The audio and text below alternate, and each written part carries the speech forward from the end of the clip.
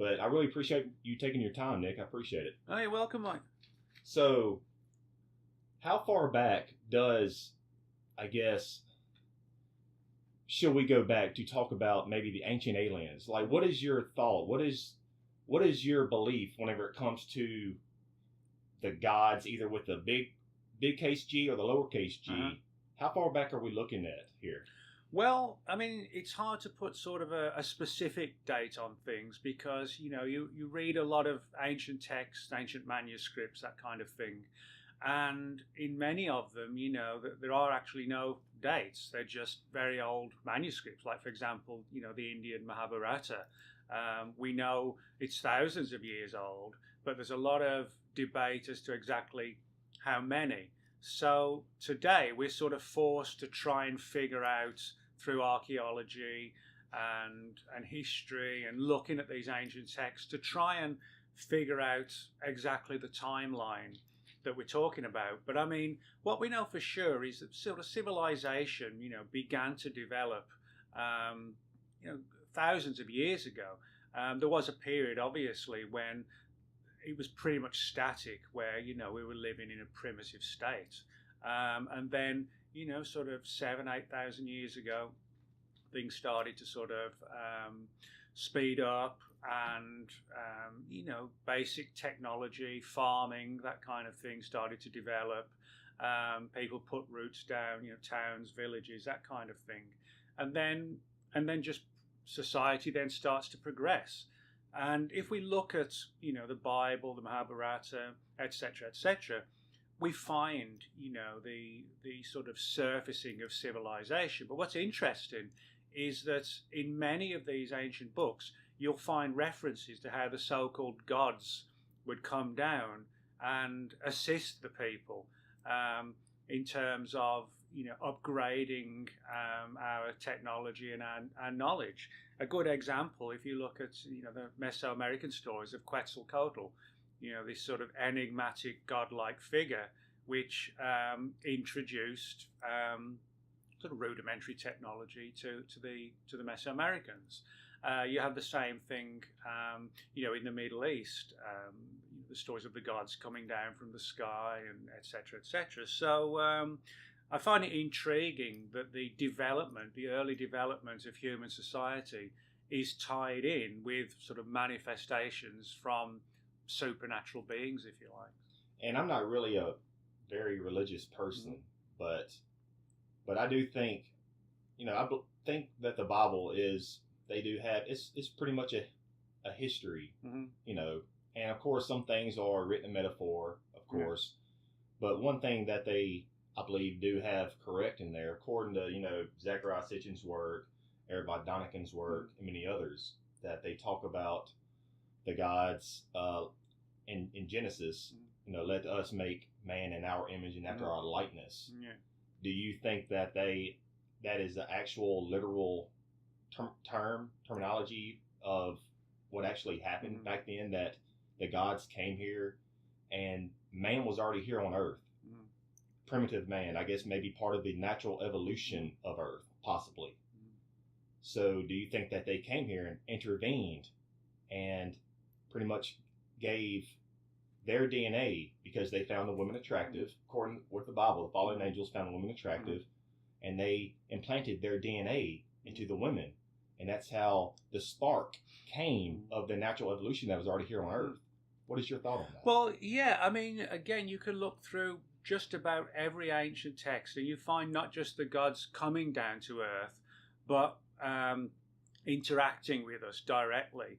You have the stories of the giants, the legendary giants, or the gods taking human wives and creating half god, half human demigods, so to speak. And you can find them in all cultures. And for me, I think when you look at the history of early man, like Cro-Magnon, Neanderthal man, things like that, we know that they were fairly highly evolved. There's no doubt about that. If you look at the remains and the digs, the archaeological digs that have been undertaken where a Neanderthal man has been found, there's evidence of fertility rites, of an understanding of what death was, that they buried their dead. They understood that there was something to be revered. It wasn't just a case of throwing the bodies away.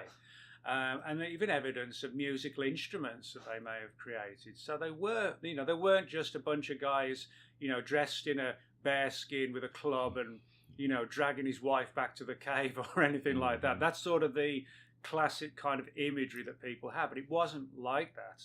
But in saying that, although they were evolved, then what we had was this jump with Homo sapiens, us, to where we performed, if it was us that did it, some incredible feats. We went from living in caves and living fairly dangerous lives, predators chasing us, bears, saber-toothed tigers, whatever. We're constantly on the run. And then in no time at all, really, we've gone from there to creating things like Stonehenge, the pyramids, and we've really elevated ourselves. Now, of course, is it a case that we did it on our own? It was just like evolutionary jumps, or did we get some assistance? Now, if you look at particularly the Bible, the stories of God, creating man in his own image, however you interpret the words, basically it's saying that man is similar to the gods or the God in terms of its appearance. And I think when you look further into the Bible itself, you can actually make a case that there are references to what sounds like DNA manipulation. I mean, for example, the whole issue of Eve being created out of one of Adam's ribs. Now, if you think of it literally, you cannot make a person out of a rib. It's impossible. But that may well be like a distorted account of a genuine event. Perhaps, extracting DNA from the body or the bone or the skin of someone, possibly in a cloning type situation, and mixing it all up with the original sort of proto-humans, Neanderthal, Cro-Magnon, etc., and upgrading the species, essentially, and creating this new type of human, Homo sapiens. And when you look at it like that, you can make a good case. And on top of that, of course, the Bible actually says that when Adam's rib was removed to create Eve, he was placed into what was called like a great sleep, which actually sounds like he was anaesthetized for surgery, and of course, people who interpret the Bible liberally by this time would be probably throwing rocks at me, But you can if you take it out of the religious context, you can put it in sort of a medical, scientific context as well. And of course, what we see from that interaction with the gods is the almost spontaneous development of these giants around the planet, that's legendary giants like Goliath, and you have people like King Gilgamesh of Uruk, who was described as being incredibly tall and long-lived, which is what we're also told about some of these ancient extraterrestrials like the Anunnaki and things like that. And I think when you put all those issues together, the gods, quote, gods coming down from the sky, the alterations to the human species, the genetic angle, the development of these half-human demigods, it does sound like somebody came down and on a massive scale sort of interfered with the pre-existing human species and elevated them into a significant degree. One of my theories, and I have stated this on other interviews as well, and it's kind of based on many other researchers' theories also. I just kind of gather bits and pieces and kind of create my own conclusion. Yeah. But, okay, there are pyramids all over the world. Mm-hmm. So let's say that the story with the gods coming here is true. Mm-hmm. Gods with the S. They came here, and let's say that they were kind of like generals in the military. Mm-hmm. They came here and they landed all over the world. Mm-hmm. And so they created their technology and gave a boost in, I guess, advanced, I guess, kind of helping the people there, primitive people there kind of to give them a jump start in society. So they gave them the technology to build these pyramids all over the world. So that's why we have pyramids in South America, even Middle East, India, Japan, United States, and even saying there's pyramids in Antarctica. So my theory is it possible that with these gods that they came here and gave them the technology to build these pyramids, do you think that I guess what I'm trying to say is there were good, and I think there are possibly good and bad generals or gods, whatever you want to say, that landed all over the world. And over the past thousands of years in the Middle East, what have we had, especially the past 1,000 years? Wars, famines, rumors of wars, fighting. My God is better than yours, especially in the Middle East. So is it possible that one of the gods that landed in the Middle East, around Egypt area, but the Middle East, it's close.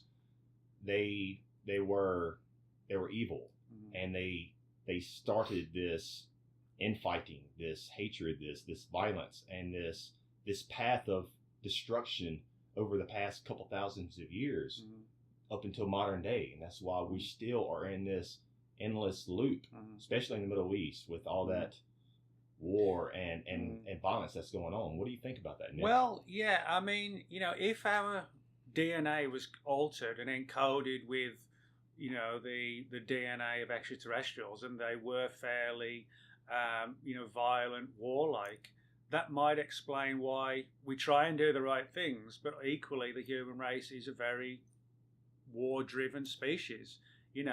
Other than us, there aren't really many other creatures on the planet that will kill other animals for anything other than food.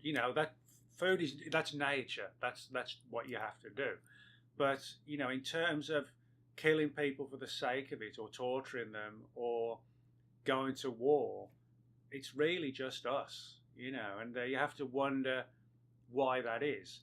Is it just because we're almost like a unique species, or is it because something is encoded in us that makes us like that? That we are kind of self-destructive. And are you kind of a subscriber to possibly David Icke's theory that we have the reptilian part of the brain, and it kind of creates this violence amongst us? Well, I'm not sure. The ego of humankind. Yeah, I'm not sure what would prompt it, other than the fact that that's how it is. That's how we are. And it's kind of just the same. You stand at the traffic lights and the guy takes 10 seconds to pull away, and you're like, come on. People just lose it quickly. Most animals aren't like that. But if you compare that to what you mentioned about how even the gods, even if they were from one planet or more, they had turf wars. I mean, you look at the stories of the Anunnaki, how they supposedly splintered into different groups and had turf wars, which may have led to sort of localized nuclear attacks on each other, particularly in the Middle East, and may have provoked the legends of things like the destruction of Sodom and Gomorrah, which, with hindsight, if you read that sounds eerily like, a nuclear attack. And of course, when Lot was visited by these mysterious figures who basically said, get the hell out of Dodge because, we're going to destroy the city. That doesn't sound like a random meteorite coming down, because it was planned, and they were given time to get out of the town and told, to keep going, don't look back. Well, the don't look back angle, you could tie that in with the flash from a nuclear explosion. A lot of people don't know that if, God forbid, ever happened, but in a nuclear war, you could be 20 miles away from the really powerful ones that we have today and not get killed by the blast, but you could be blinded by the flash. It literally melts your retina if you look right at it. So that's why they may have been told, don't look back. And of course, Lot's wife looked back. But in some translations, it's actually that she turned back, which is a very different thing. Now, if she turned back and decided to go back to the city, then that brings in the issue of where she was supposedly turned into a pillar of salt. Now, an atomic weapon can't do that. But one of the alternative words for a pillar of salt is actually a pillar of vapor. Now, that may mean she was vaporized. And that's one of the sort of the really disturbing aspects of the atomic bombs and the powerful ones we have today.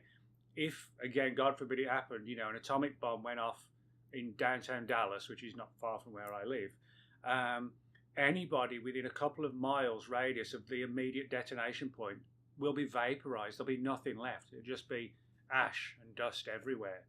So that could explain the whole angle of Sodom, Gomorrah.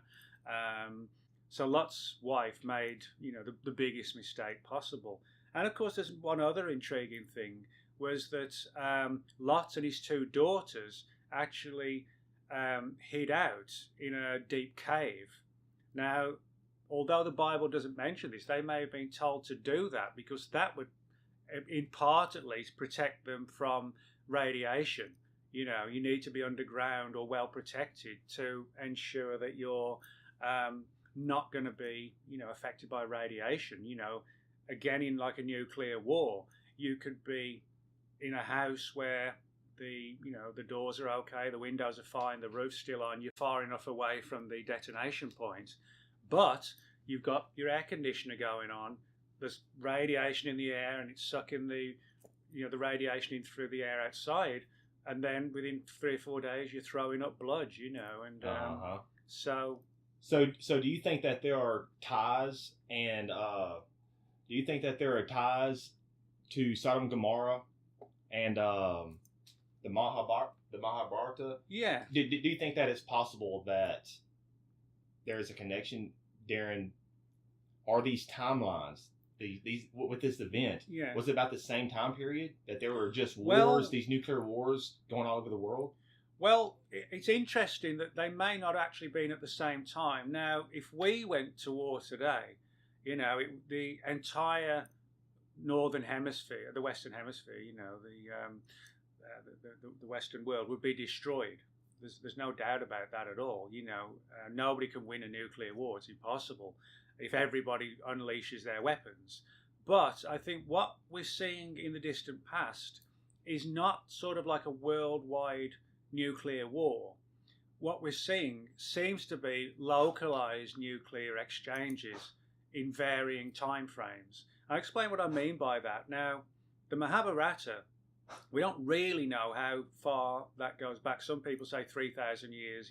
Some people said 5, 7. Other people think it could be tens of thousands of years old. But that the Mahabharata as we know it may have been a rewrite of an even more ancient story.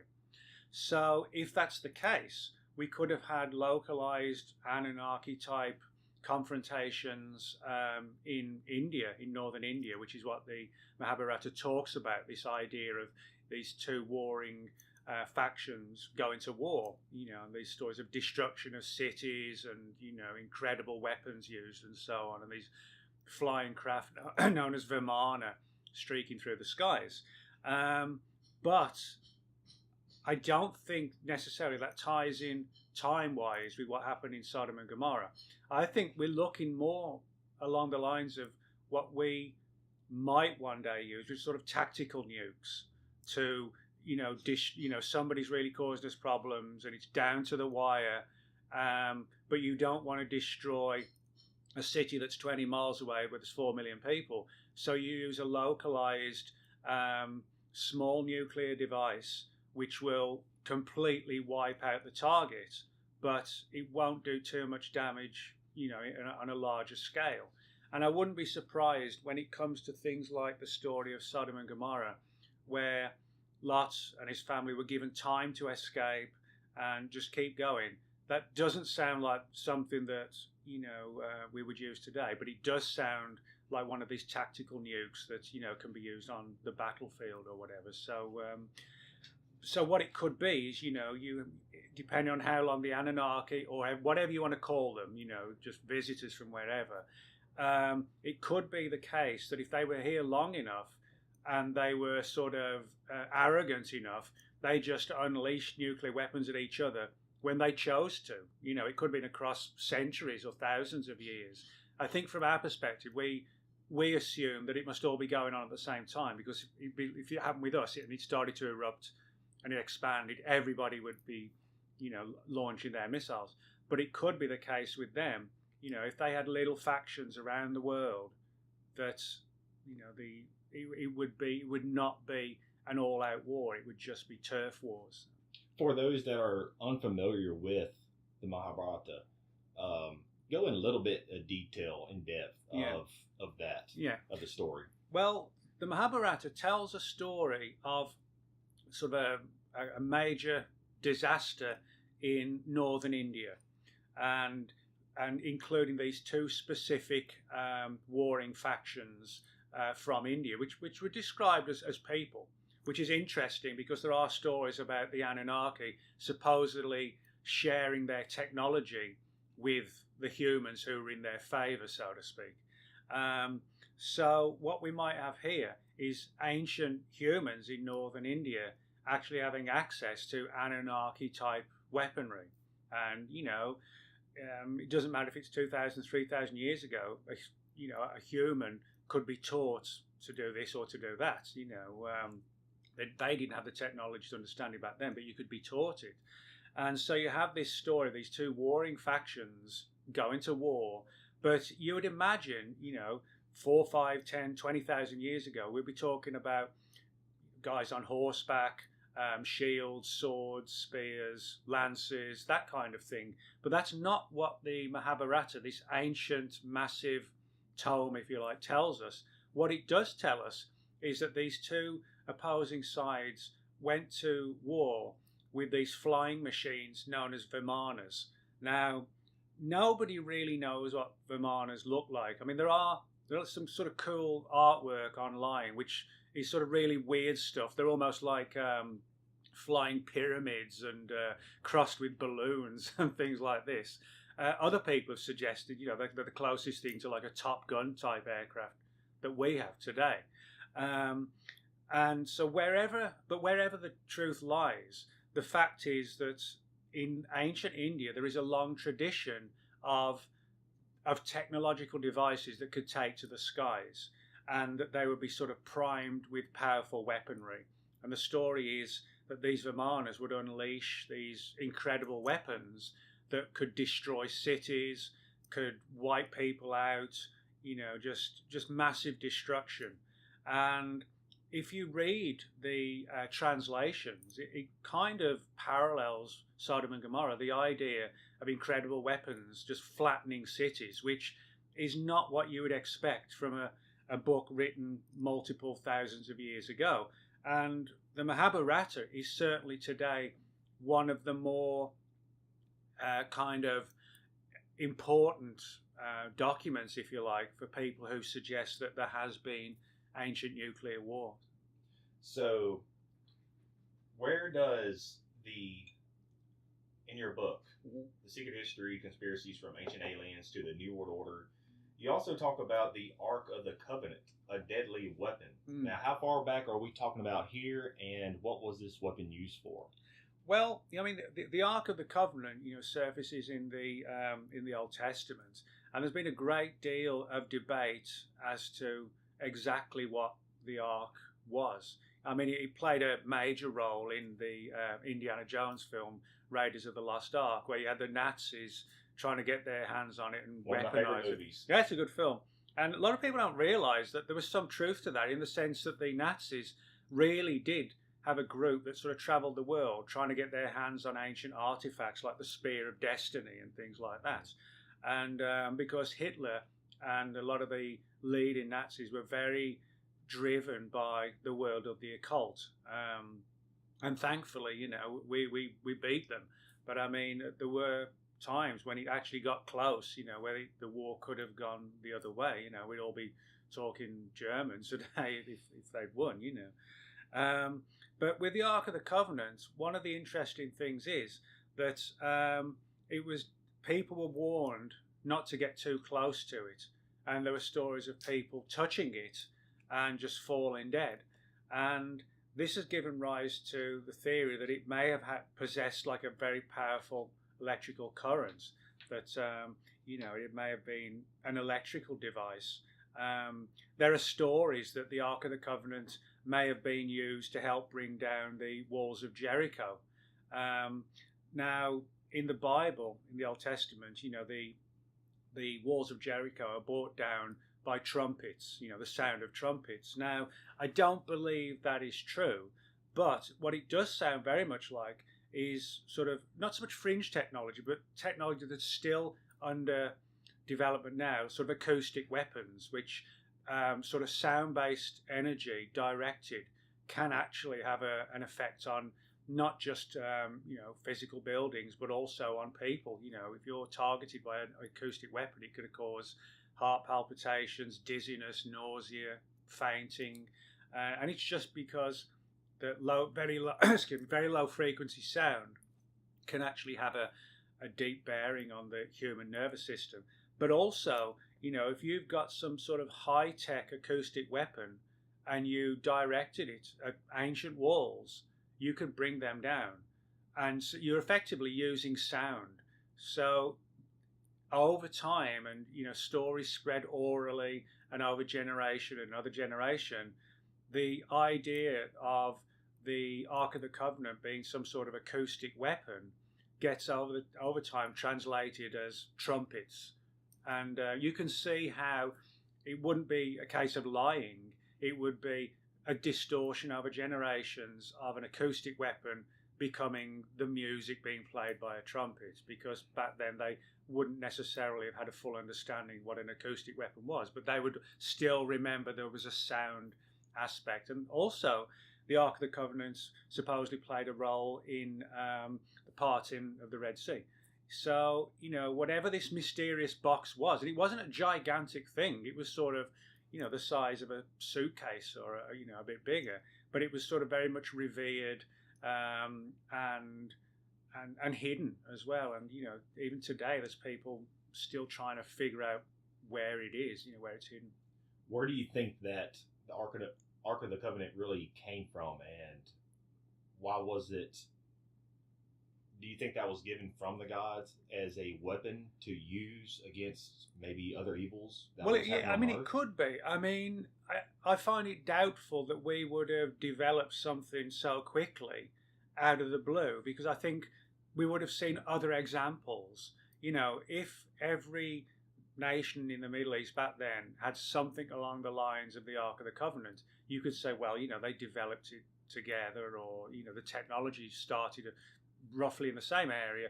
So I think the chances are it was given to us. Certain people were briefed on how it worked, what the dangers were, why it was important not to get too close to it at certain points, and how it had massively destructive powers as well. But beyond that, we're still sort of struggling to really figure out what it actually was. So, of course, Hitler was trying to find the Spear of Destiny, the Holy Grail, the Ark of the Covenant. Let's say that he did retrieve these objects, or he didn't. Regardless, do you think that the, whatever you want to call them, the deep cabal, the Illuminati, the people, the elite, whatever terminology you want to put on these figureheads, do you think that this rogue group, had this type of hidden technology or these artifacts in some deep dark bunker somewhere, or possibly even the Vatican Library or something like that? Well, they may well, because there are a lot of stories about sort of, I won't say this government or that government. It doesn't sound like that. It sounds almost like a powerful elite, sort of very, very powerful secret society worldwide that understands a lot of the secrets of the distant past and is determined to kind of upgrade it for the modern era, or to use the pre-existing secrets that have been lost and find them and use them for their own end. A good example is just a few years ago, the CIA declassified about 40 pages of a file that it has on Noah's Ark. Now, you think of Noah's Ark, you would think of archaeologists, historians, people who follow the Bible having an interest in this. You'd think, why on earth would the CIA have an interest in Noah's Ark? The story of a big old ship, on Mount Ararat. So the big question is, why would the CIA be interested? Now, we don't really know, but what we do know is that back in 1949, the US Air Force actually had a spy plane flying over Turkey, heading towards the border with the former Soviet Union. They passed by Mount Ararat, and one of the guys on the plane said, "Wow, what's that?" And it looked like a portion of a large ship embedded in the ice near the top of Mount Ararat, and they just quickly sort of, turned the plane to a different angle, shot about 7 or 8 pictures, which were then made their way to the Pentagon. But there was more to it. There are rumours that it actually didn't look like an old wooden boat, that it was possibly even something metallic. Now, what's interesting is among these files, which the CIA has declassified, there are references to how the CIA actually sent out 2 personnel to sit in the audience at a lecture given on Noah's Ark in 1975. And again, why would the CIA even be interested in what was being talked about Noah's Ark in 75? So are we looking at agencies doing it on the behalf of some other organisation to figure out some of these secrets? And another example is that Miles Copeland, who was a senior CIA operative who worked in the Middle East in the late 1940s, Miles Copeland, after his retirement, had a very interesting story to tell about the Dead Sea Scrolls. Now, the Dead Sea Scrolls were found in 1947, and that they tell sort of a fantastic and informative story of early history, that ties in with the biblical stories and the people of that era. But what happened was that in 1947, when Miles Copeland was based out of Damascus at a CIA office there, a guy came in one day and basically gave him this collection of ancient texts. And it turns out that when they were deciphered and translated, they were another example of one of the Dead Sea Scrolls. And Copeland was ordered to have all this material packaged up, and again, like the Noah's Ark stuff, it was sent to the CIA headquarters in Langley, Virginia. And that particular scroll has never been seen publicly. We think all the ones that were found, are now on public display, and we can all see them. The one that we can't see is the one that the CIA got their hands on. And what's interesting is that, according to Miles Copeland, it was focused on the book of Daniel, and it had reportedly references to like a lot of prophetic dreams of future events and things like that. So, who knows what was in there. But, the issue of future events is interesting. Now, of course, the other angle which plays into this, which relates to the invasion of Iraq in 2003, when you had the looting of the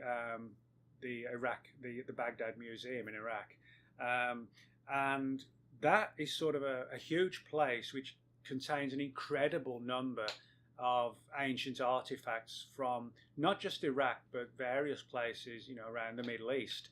And when the Iraq war began, obviously everything was in turmoil and anarchy, and the military did its best to prevent looting from going on.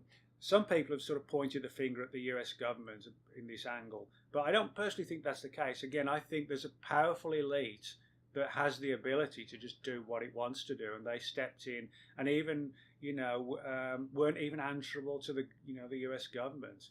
But what happened was that massive amounts of material were looted from the museum.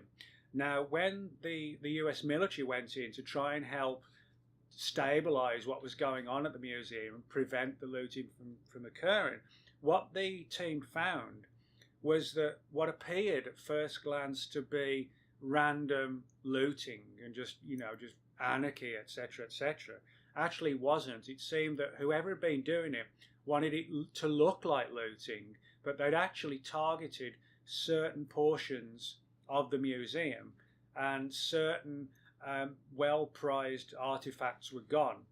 Now, there are stories that not long before the invasion occurred, that what happened was that a number of ancient artifacts relating to King Gilgamesh were found. Now, King Gilgamesh used to rule, thousands of years ago, ruled over Uruk, which is today part of Iraq. And he was supposedly like a demigod, a half Anunnaki, half human. He was sort of 12, 13 foot tall, ruled for like 130 years. We don't know how old he was when he came to power, so he could have lived to like 160, which is not a normal person, you know. You put his height together, his longevity. And there are also stories that certain ancient manuscripts concerning Gilgamesh, they also allegedly found that out in the desert of Uruk, references to ancient manuscripts that concerned Gilgamesh, which made their way to the museum. And so if there were profound secrets found on King Gilgamesh, who may well have been related to extraterrestrials, who had given him the secrets of longevity, not necessarily immortality, but certainly massive longevity, and all of this material was handed over to the museum, and then suddenly it goes missing, you have to wonder if these stories about a worldwide elite trying to design, if you like, some form of immortality for them, while the rest of us still just get our measly 80 or 90 years, you know. It actually makes sense. And as I said, even the US military came to believe quite quickly that this was not random looting, that it was somebody was targeting the museum for certain priceless objects, which may well have opened the door to understanding our early origins, the nature of immortality, how the Anunnaki may have achieved their incredible lifespans. And these people today are determined to have what they had X number of thousands of years ago. Exactly. And when it comes to our ancient past, with our governments, the governments of the world, why are they keeping these artifacts and this all secret? Everything from the Middle East to the Spirit Destiny, all of that. Why are they keeping this hidden? The story, pretty much the history of mankind, especially when it comes to these incredible artifacts of our past. Why are they keeping it to themselves and out of the public reach? I think there's probably at least two reasons as to why we're not being told the full story of what's known about our ancient histories. I think one of them is because the issue of, if all this information comes out, what it may show is that we weren't visited by gods, we were visited by extraterrestrials. Now, in today's world, you know, most of the problems are caused by religion. If the world is then told, well, actually, religion is a distortion of extraterrestrial visitations, you know, there would be just worldwide religious chaos. And, you know, everybody would be going to war with each other, because how dare you say this about my God, you know, and bombs really would be flying around left, right and centre on a massive scale. So I think part of it is, it's the fear upsetting the status quo, the balance and the order of the planet, along the lines of, we just cannot tell people that religion is a distortion of extraterrestrial visitation. The second reason, I think, is that we have an elite. You know, however you view it, there is an elite that are sort of really pulling the strings of the planet. You know, people say, oh, well, it's the CIA, it's the Pentagon. It's not. You know, I actually don't think a lot of the terrible things that have been done by governments. You know, the government is always painted as the bad guy. But I do think there are incredibly powerful cabals networked together that get things done in a way that even a government can't. And I think this elite is not only ruthless, it's arrogant to the point where they don't want everybody else to have what they have. I think it comes really just down to not just ego, but a sense of creating this elite and bit by bit, obliterating the rest of us. Mm. So when it comes to this looting in Iraq, one theory is that we came over there, or we went over there to actually, or we came across a Stargate. Mm. Now, what is your thoughts on that? Have you heard of that? Yeah, that theory? I have. The Stargate angle for the War of Iraq is an interesting one, but it is a controversial one, and I would like to see more evidence for it. But what I would say, the idea of some sort of Stargate, an ancient Stargate that could allow us to sort of jump from one location to another, rather than having to travel literally from point A to point B across, however many light years, which would make it impossible for us right now. But the idea of the Stargate may actually tie in with a verifiable aspect of science, namely wormholes.